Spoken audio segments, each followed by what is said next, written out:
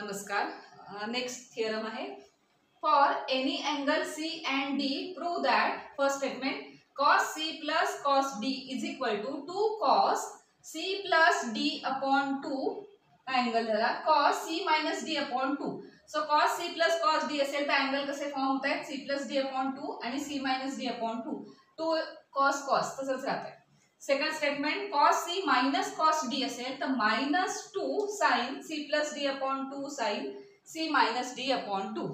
Next sin c plus sin d is equal to 2 sin c plus d upon 2 cos c minus d upon 2. And fourth is sin c minus sin d 2 cos c plus d upon 2 sin c minus d upon 2. So अजून हे 4 फॉर्म्युले लिस्टमध्ये add करायचे आणि पाठ करायचे. काय आहेत बघा की sin c plus sin d असेल तर sin cos आहे, मायनस असेल तर cos sin आहे. कारण उलटा सुलटा करून चालणार नाही, कारण अँगल पण इथे इम्पॉर्टंट आहे. काही ठिकाणी angle c plus d upon 2 आहे आणि काही ठिकाणी c minus d upon 2 आहे. सो कुठल्या फॉर्म्युल्याला कुठल्या ट्रिग्नोमेट्रिक रेशोला काय अँगल आहे हे नीट इथे लक्षात ठेवायला लागेल. त्यामुळे हे चारही फॉर्म्युलेज आपल्याला पाठच करून ठेवायला लागेल. तर लिस्ट फॉर्म्युल्यांच्या लिस्टमध्ये ऍड करायचे आणि हे पाठ करायचे, कारण अर्थात हे एक्झाम्पल सॉल्विंगसाठी लागतात. सो हे आणखीन काही फॉर्म्युले की हा पुढचा थिअरम आहे, त्यातल्या आता आपण पहिली 2 स्टेटमेंट प्रूव्ह करूया. याच्या आधीच्या एका व्हिडिओमध्ये आपण ॲडिशन ऑफ अँगल हा कन्सेप्ट बघितला होता, म्हणजे cos a plus b. आता cos a plus b आणि cos a plus cos b हे दोन्ही डिफरंट आहेत. त्या दोन्ही फॉर्म्युल्यांवरनं लक्षात आलं असेल तुमच्या. थोडं त्याच्यात फरक आहे की cos a plus b हा फॉर्म्युला आपण इथे यूज करणार आहोत प्रूव्ह करण्यासाठी. But cos a plus b is not equal to cos a plus cos b. हे आपल्याला आतापर्यंत माहीत झालेलंच आहे. त्यामुळे हे असं होतच नाही स्प्लिट. त्या cos a plus b साठी काही सेपरेट फॉर्म्युले आहेत, a plus b a minus b साठी, ते आपण बघितले. आणि cos a cos b असेल तर काय फॉर्म्युला यूज करायचा ते फॉर्म्युले हे सगळे 4 फॉर्म्युले cos आणि साइनच्या a plus b आणि a minus b साठी हे फॉर्म्युले आहेत. त्यातल्या आधी आपण cos चे 2 फॉर्म्युले प्रूव्ह करूया, मग साइनचे, कारण इथे प्रूफला एवढी जागा शिल्लक नाहीये. त्यामुळे आपण आधी फक्त cos चे 2 फॉर्म्युले प्रूव्ह करूया आणि मग साइनचे करूया. आणि त्यासाठी अर्थातच cos of a plus b cos of a minus b त्याचाच यूज करायचा आहे.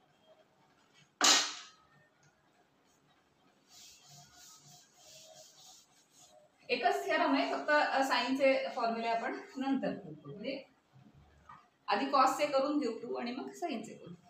सो थिअरमच्या प्रूफमध्ये आपण कन्सिडर करणार आहोत cos of a plus b and cos of a minus b चे काय फॉर्म्युले आहेत ते आपल्याला बघायचे. आणि तिथे a plus b असेच अँगल घेऊ, कारण इथे c आणि d हे 2 अँगल यूज केलेले आहेत.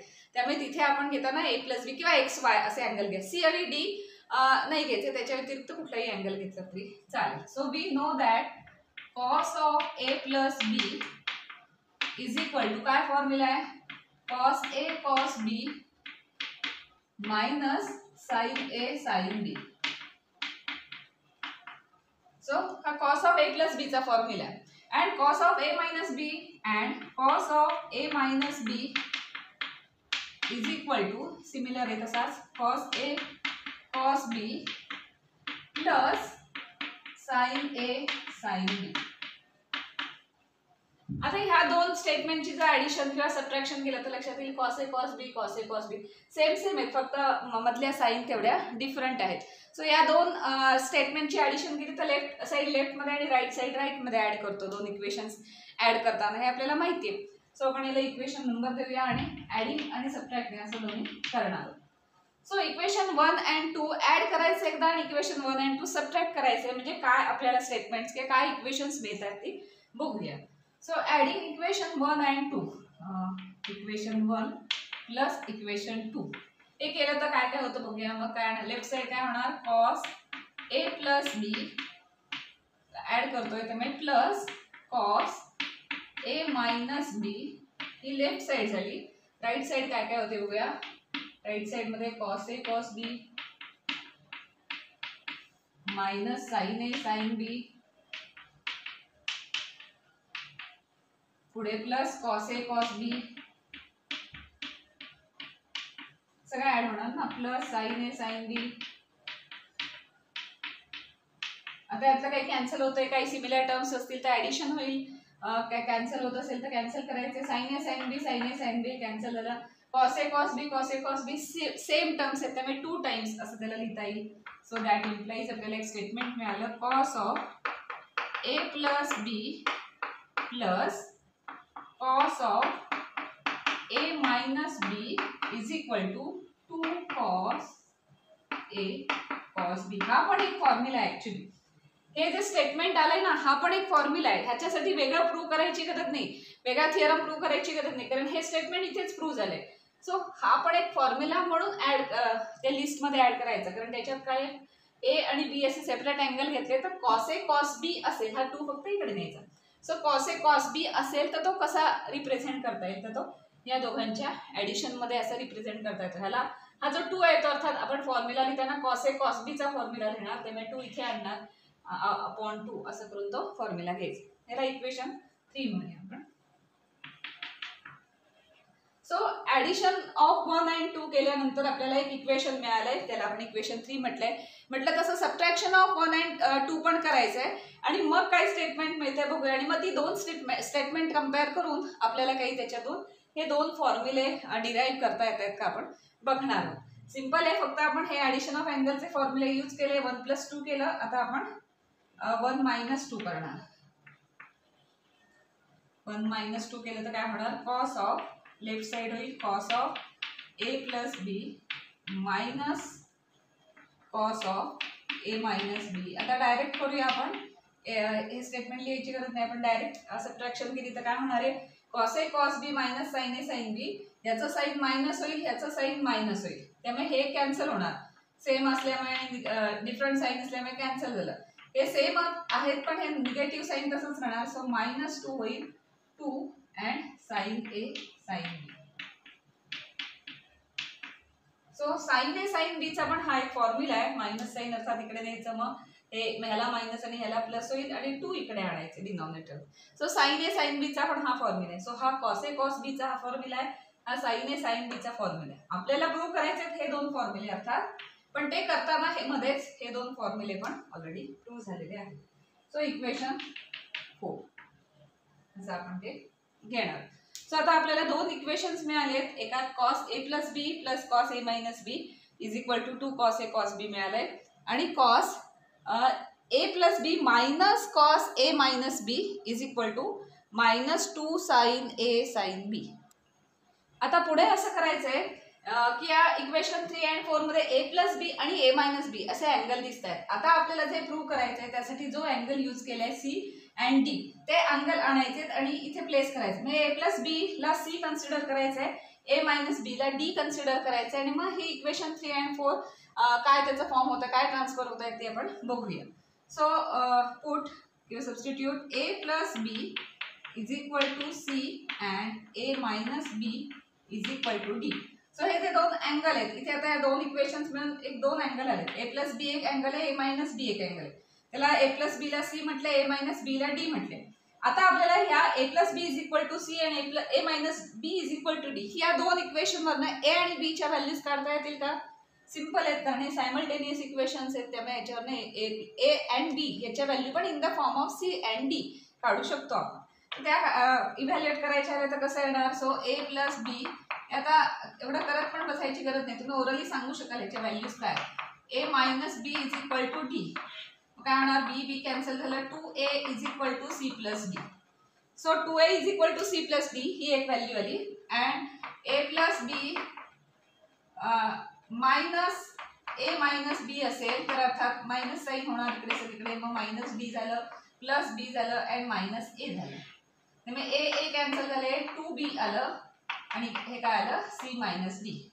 सो फक्त A plus B is equal to C and A minus B is equal to D हे जर सबस्टिट्यूट केलं एवढं कॅल्क्युलेट करत बसायची गरज नाही. आपण तोंडी इथे लिहू शकतो की that implies 2a is equal to C plus D and 2b is equal to C minus D. So आपण हे जे अँगल आहेत त्याला ज्या अँगलमध्ये आपल्याला प्रूव्ह करायचं आहे ते अँगल घेतले कन्सिडर केले. So A plus B is equal to C A minus B is equal to D that implies 2a is equal to C plus B and 2b is equal to C minus D. कशाने केलं तर हे simultaneous इक्वेशनने simple आहे ते आपण त्याच्यावरनं काढणे. म्हणजेच काय झालं ए इज इक्वल टू काय झालं that implies A is equal to C plus D upon 2 and B is equal to C minus D upon 2. So या A आणि B च्या ज्या व्हॅल्यूज आल्या त्याला इक्वेशन 5 म्हणूया. A is equal to C plus D upon 2 and B is equal to equation 5. दोन्ही concept मिळून आपण एक इक्वेशन नंबर देऊ शकतो कारण दोन्हीकडे आपल्याला म्हणजे जिथे ह्या व्हॅल्यूज वापरायच्या ते एकत्रच वापरायचे, त्यामुळे आपण एकच इक्वेशन नंबर देऊ शकतो. तुम्हाला कन्फ्युजन होत असेल तर ह्याला इक्वेशन 5 ह्याला इक्वेशन 6 असं म्हटलं तरी चालेल. सो आता A आणि B च्या व्हॅल्यूज मिळाल्यात. आता इक्वेशन 3 आणि 4 आपण जर ऑब्झर्व केलं तर इथे A प्लस बी आहे, त्याच्या तिथे आपण C असं प्लेस करू शकतो. देन इथे A आणि B दिसत आहेत आणि A आणि B च्या व्हॅल्यूज इक्वेशन 5 मध्ये आपण डिराईव्ह केल्या. सो इथे आपण A आणि B च्या व्हॅल्यू प्लेस करू शकतो. सो आता इक्वेशन 3 अँड 4 काय होणार आहे, या A plus B is equal to C ह्या व्हॅल्यूज आणि A आणि B च्या ह्या व्हॅल्यूज आपण तिथे रिप्लेस करायच्या आहेत आणि इक्वेशन 3 अँड 4 रिराईट करूयात. So equation 3 and 4 becomes from equation 5 मधल्या व्हॅल्यूज या घालूया आणि equation 3 and 4 becomes therefore equation 3 and 4 becomes cos of A plus B means C, cos of C, cos of A plus B plus cos of A minus B means D, cos D. आता एकच single आहे ते bracket घालायची गरज नाही. So cos of C plus cos of D is equal to 2 into cos A. Cos A means किती आहे, C plus D upon 2, C plus D upon 2 into cos B. Cos B means B ची value काय equation 5 वरून C minus D upon 2. हे झालं equation 3 आपण rewrite केलं. A plus B is equal to C, A is equal to C plus D upon 2 वगैरे ह्या values पुन्हा आपण इथे घातलेले आहेत. त्याच्यानंतर हे फोर्थ इक्वेशन काय होणार आहे, and cos of A plus B च्या इथे काय लिहिणार आपण, cos of A plus B means C, cos C minus cos D is equal to minus 2 sine A means किती आहे, C plus D upon 2 and sin B means किती आहे, C minus D upon 2. आणि आता observe केलं तर 3 and 4 हे equation जे आपण रिराईट केले ABCD या सगळ्या व्हॅल्यूज कन्सिडर करून, तेव्हा ते कसं दिसतंय, cos C plus cos D is equal to 2 cos C plus D upon 2 cos C minus D upon 2 and cos C minus cos D is equal to minus 2 sin C plus D upon 2 sin C minus D upon 2. Hence proved. ही दोन statement addition of अँगलच्या फॉर्म्युल्याजवरनं prove झालेली आहेत. अजून दोन statement prove करायची राहिलेत. अर्धा theorem prove झालाय आपला. आता आपण साइनची स्टेटमेंट्स घेऊया आणि ती sine of A plus B, sine of A minus B, same ह्याच पॅटर्नने आपण त्याला पण प्रूव्ह करायचं आहे. अजून हाफ थिअरम राहिलाय आपला. थर्ड अँड फोर्थ स्टेटमेंट काय आहे, sine C plus sine D is equal to 2 sine C plus D upon 2 cos C minus D upon 2 and sin C minus D is equal to 2 cos C plus D upon 2 sin C minus D upon 2. आता इथे angle important आहे. कुठल्या रेशोला कुठला angle आहे तोच use करायला लागतो, उलट सुलट करून चालायचं नाही. So C minus D upon 2 हा अँगल इथे साइन रेशोला आहे तर तो साइन रेशोलाच पाहिजे. कॉस रेशोला C plus D upon 2 आहे तर तोच सेम राहायला पाहिजे. जरी मध्ये मल्टिप्लिकेशन असेल तरी अँगल असे इंटरचेंज करून चालणार नाही. त्यामुळे पाठ करताना ते केअरफुली पाठ करा की कुठल्या रेशोला कुठला अँगल आहे त्या फॉर्म्युल्यामध्ये. आता ही दोन स्टेटमेंट सुद्धा आधीच्या दोन स्टेटमेंट सारखीच आपण प्रूव्ह करणार आहोत, कॉस सारखीच. आता साइन A प्लस बी आणि साइन A मायनस बी चे फॉर्म्युले कन्सिडर करायचे. So we know that sine A plus B is equal to काय असतं, sine A cos B plus cos A sine B. इथे अँगल A होतो आणि साइनला बी होतो. हे फॉर्म्युले आतापर्यंत पाठ झाले असतील पण तिथे पण लक्षात ठेवा, साइन A प्लस बी ला इथे ए बी असा अँगल आहे आणि कॉसला मग ए आणि मग साइनला बी आहे. तर हे ॲडिशन आहे सबट्रॅक्शन मध्ये, तर केअरफुली लिहा. Sine A minus B is equal to sine A cos B minus cos A sine B. Equation पुढचा नंबर देऊया 6 आणि इक्वेशन 7. आता ही दोन इक्वेशन्स आपल्याला यूज करायची आहेत. पण आपण इथे काय करणार आहोत, इक्वेशन 6 आणि 7 ची ॲडिशन करणार आणि एकदा दोन ह्या स्टेटमेंटची सबट्रॅक्शन करणार, म्हणजे आपल्याला अजून काही इक्वेशन मिळतील आणि ती इक्वेशन्स आपल्याला हे स्टेटमेंट प्रूव्ह करण्यासाठी युजफुल असणार. So adding equation 6 and 7. So 6 + 7 adding equation 6 and 7. Left side मध्ये म्हणजे sine A plus B plus sine A minus B ही लेफ्ट साइड झाली. A minus B is equal to right side मध्ये काय काय येणार आहे, काय कॅन्सल होईल, काय येईल. आता cos A sine B and cos A sine B same आहेत आणि अपोजिट साइन आहेत, त्यामुळे हे कॅन्सल होईल. सो 2 टाइम्स काय येणार आहे, 2 times sign A cos B, sign A cos B. So दोघांची दोन स्टेटमेंटचे ऍडिशन केल्यावर आपल्याला हे स्टेटमेंट मिळते, त्याला इक्वेशन नंबर 8. देन सबट्रॅक्शन करायचे आहेत.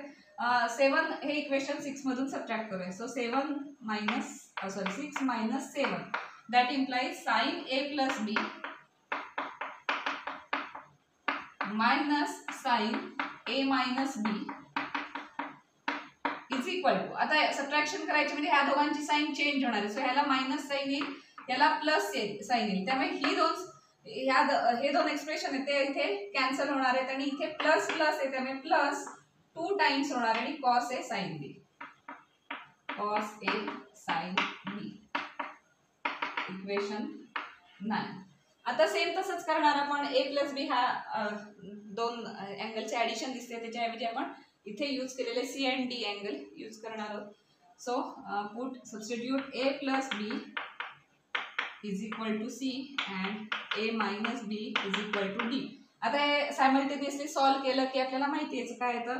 That implies 2a is equal to c plus d and 2b is equal to c minus d. त्यावरून आपण काय घेतो की a is equal to c plus d upon 2 and b is equal to c minus d upon 2. आता a आणि b च्या values आपण equation 8 आणि 9 याच्यात जर आपण घातल्या तर इक्वेशन 8 and 9 काय होणार आहे. So therefore putting this value in equation 8 and 9, equation 8 and 9 becomes.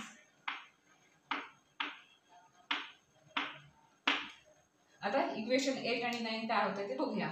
a plus b is equal to आपण घालणार c. So sine c plus sine d is equal to 2 sine a means किती आहे c plus d.